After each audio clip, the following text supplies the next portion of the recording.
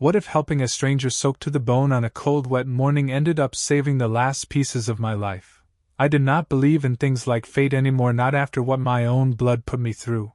But last fall taught me that life still has a way of surprising you when you least expect it. My name is Paul Harris. I am 68 years old. And this is how my son almost took everything from me. And how a man everyone else ignored gave me a chance to stand back up. The letter came on a Thursday. I remember that clearly because Thursdays still hurt the most. That was the day I used to drive my wife Ellen to her cancer treatments over at the hospital on Ridge Avenue. Even 2 years after she passed, my chest still felt tight every Thursday morning. That day I was sitting at the small kitchen table in my old house on Cedar Lane in Brookfield. The same house Ellen and I bought when we were young and scared and barely scraping by. Sunlight came through the thin curtains she hung decades ago. My hands were shaking when I opened the envelope. It was from a law office downtown, Walker and Price. I had never heard of them, but the words inside hit me hard. Notice of forced property sale. I read it once, then again, then a third time before it really sank in. My son Eric was pushing to sell my house. This house was all I had left. Medical bills ate through our savings when Ellen got sick. I stayed working extra shifts until my body could not do it anymore. I thought at least the house would be safe. But I was wrong. My phone buzzed before I could even process the letter. Eric was calling. I stared at the screen for a long moment, then answered. "Did you get the paperwork?" he asked, his voice cold and rushed. "Eric, what is this? What are you doing?" He sighed like I was wasting his time. "Dad, the value of that property is insane right now. It is a bad use of money to just sit on it. I can sell it and make a fortune. This is my home," I said. "Your mother and I built our life here." He told me I was living in the past, said the neighborhood was changing, said I needed something smaller, said he would put me in an apartment near the highway. He talked like he was doing me a favor. When I asked when I had to leave, he said 60 days, maybe less if things moved fast. He talked about developers and profits like he was reading numbers off a screen. I hung up because my hands were shaking too much to hold the phone. I walked through the house, touching walls and door frames, memories everywhere. Eric's height marks on the hallway wall, Ellen's chair by the window, the kitchen floor we fixed together one summer. It felt like my whole life was being boxed up without my permission. For a week I tried calling Eric. He did not answer. Then he sent a text telling me to speak only through his lawyer. That hurt worse than the letter. It felt like being erased. Days later another letter came ordering me to attend a meeting at his office to sign papers. If I did not show up, they would force the sale through court. The meeting was downtown on a Friday afternoon. I sold my car after Ellen died, so I took the bus. The weather was awful cold, rain blowing sideways. I stood at the bus stop on Elm Street holding an umbrella that barely worked. That was when I noticed a man across the street. He was sitting in the doorway of a closed coffee shop, older than me maybe, beard-soaked gray jacket clinging to him. He was shivering hard, trying to shield himself with a piece of cardboard that had turned soft from the rain. I had seen plenty of people like him before. But something about that moment made me stop, maybe because I felt just as powerless. The bus was coming. I saw it in the distance, but instead of stepping forward I crossed the street. Cars honked as I dodged puddles. I stood over him and held my umbrella so it covered us both. I told him there was a shelter nearby and pulled out my wallet. I did not have much, just a 20, but I handed it to him anyway. He looked at me like he was not used to being seen. "Are you sure?" he asked, his voice rough. "Please," I said, "it is a bad day to be out here." He took the money and thanked me quietly. "Most people act like I do not exist," he said. I told him I saw him. His name was Frank.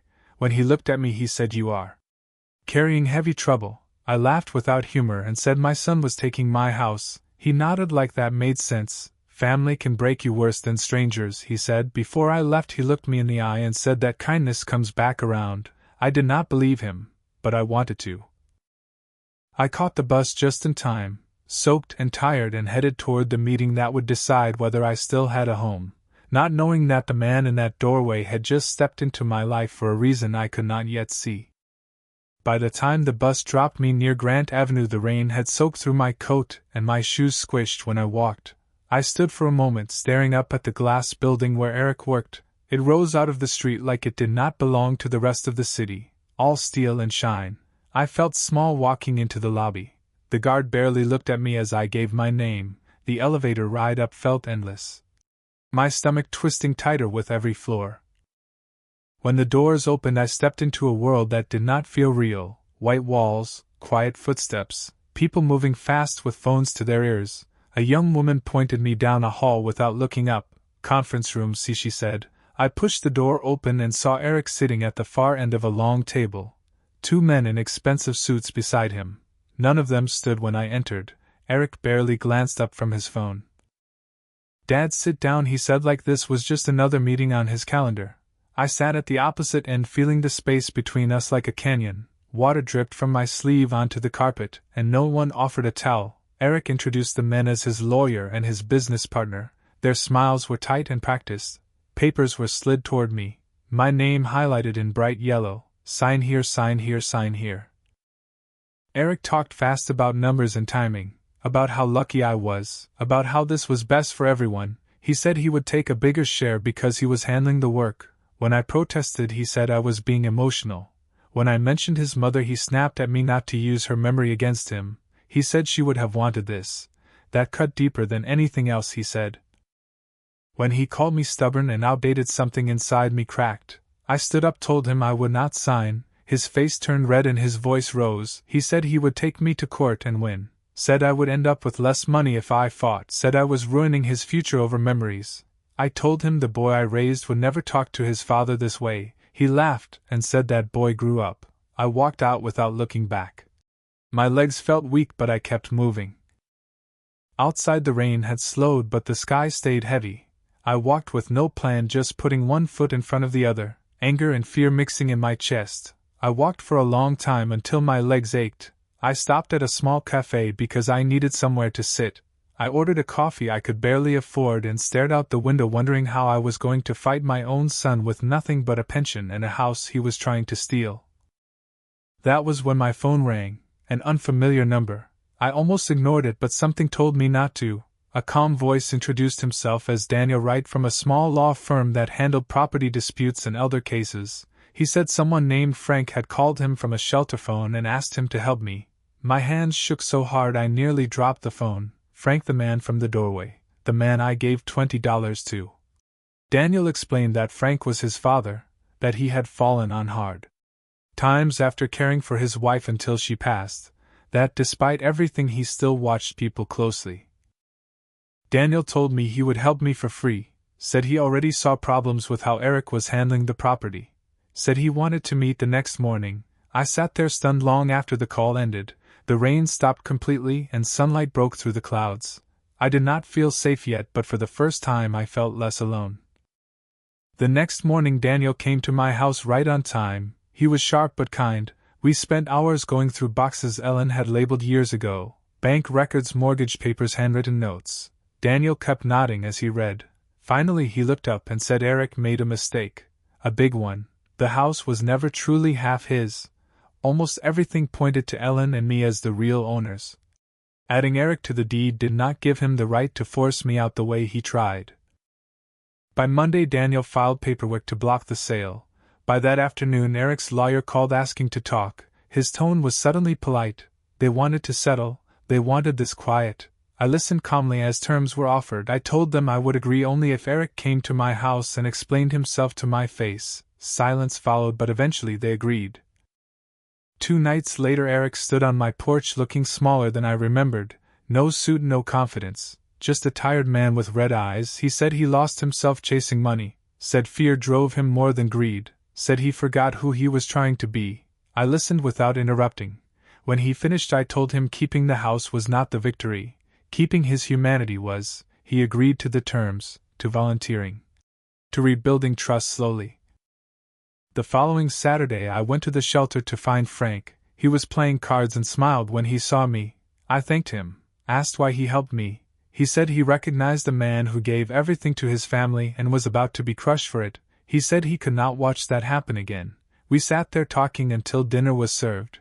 2 men who had both lost more than they ever planned.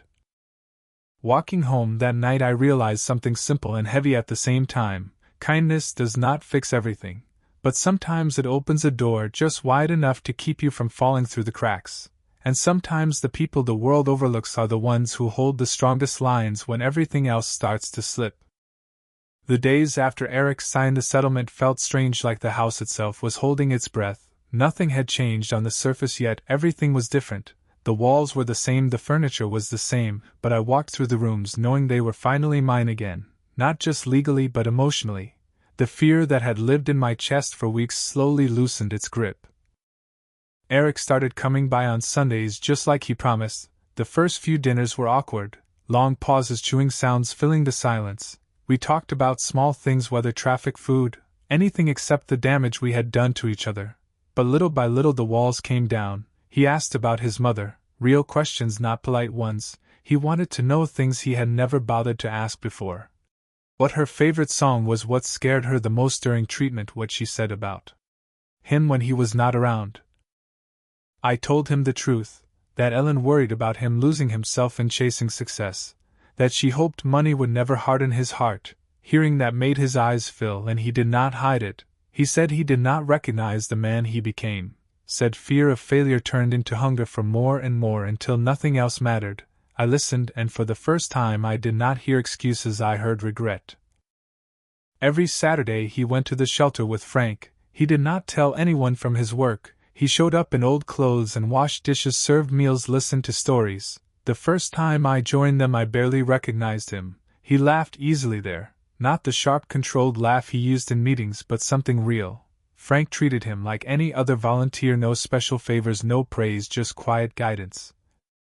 Frank eventually told me his story in pieces, how he ran a small repair shop for years, how his wife got sick, how he sold everything to keep her alive just a little longer, how after she passed he could not step back into the life they built without her. He said living on the streets stripped everything away but the truth. He learned who he was without titles or comfort.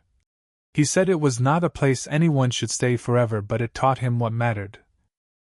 One afternoon Eric pulled me aside at the shelter and told me he turned down a massive development deal, luxury units that would have paid more than anything he had done before. Instead he was working with a nonprofit to build affordable housing nearby. He said it felt right even if it paid less. I saw something shift in him that day, something solid.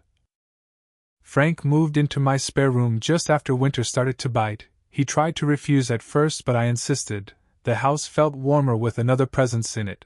Mornings became shared coffee and quiet conversation, evenings filled with stories and laughter. It felt like family in a way I did not expect.